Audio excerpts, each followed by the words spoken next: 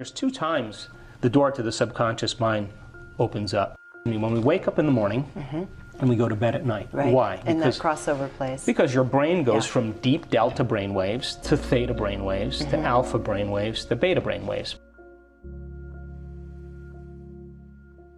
And when you go to bed at night, it goes from beta to alpha to theta to delta. And if you can't get there, you're stuck in high beta.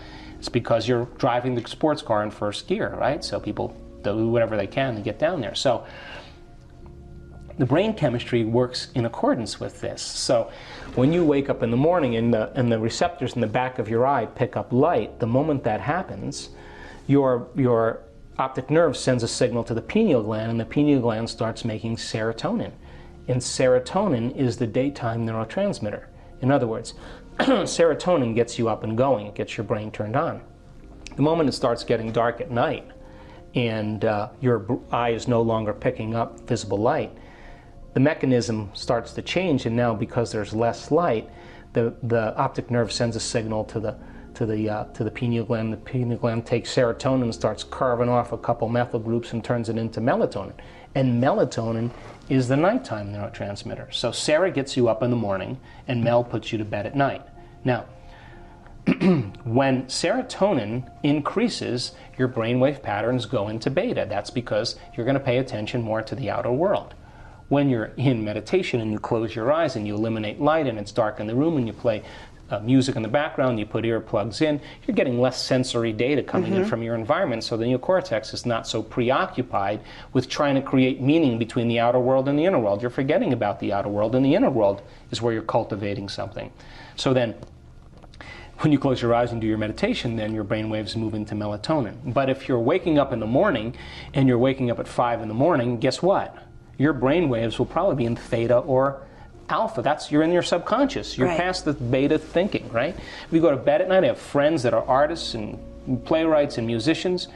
They stay up till 2 in the morning. They love that 11 o'clock till 2 in the morning. They're nighttime. They're in alpha. They got all these creative ideas. There's, me, I'm a morning person. I wake up. I'm up at 4:30 or 5 in the morning. It's my time to create. I set aside a certain amount of time. That's my time, because the rest of the day I'm serving. So I like to get myself right in the morning, right? So doing that then begins to alter brainwave patterns. Now, if you move from beta to alpha, there'll come an amazing moment where if you do this right, you'll slip into theta. Now, theta is when your body is asleep, but your mind is awake. Yes. So think about this.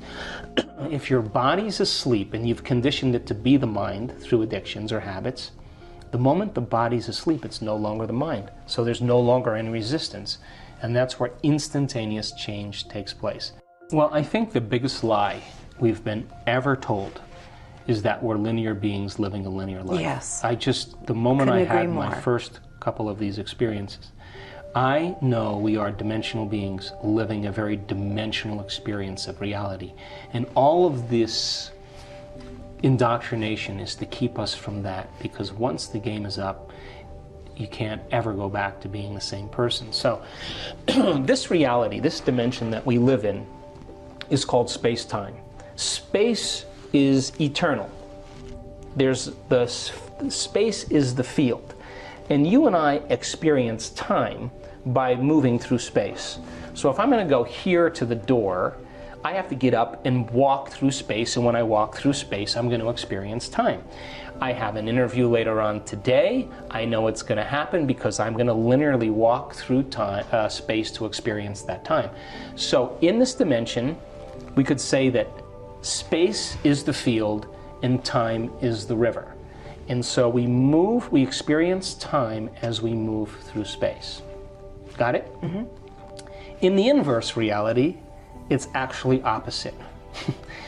In other words, time is everywhere.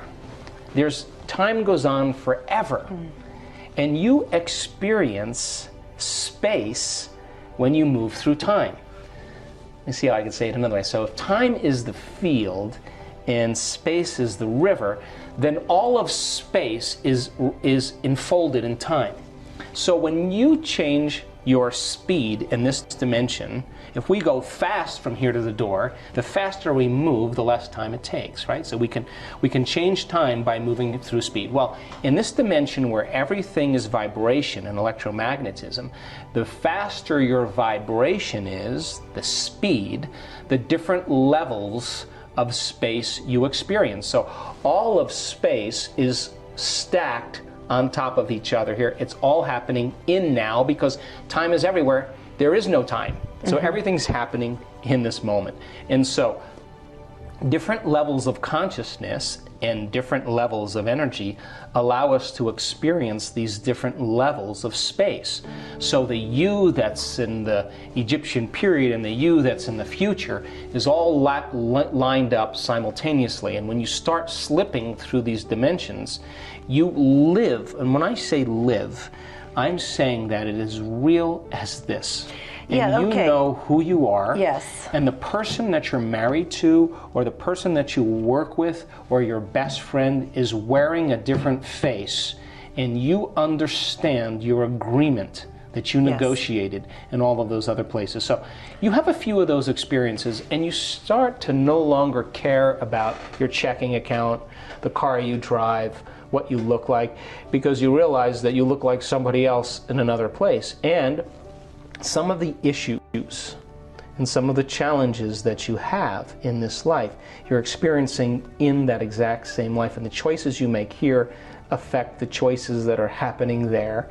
And we could say that there's only past lives and future lives in this dimension, in space-time. In that dimension, there is no past lives. It's all happening now. I don't know how else to say it, but as you begin to change your consciousness, you can slip into different spaces, different realities, and experience aspects of yourself that are just like this wonderful kaleidoscope of possibilities.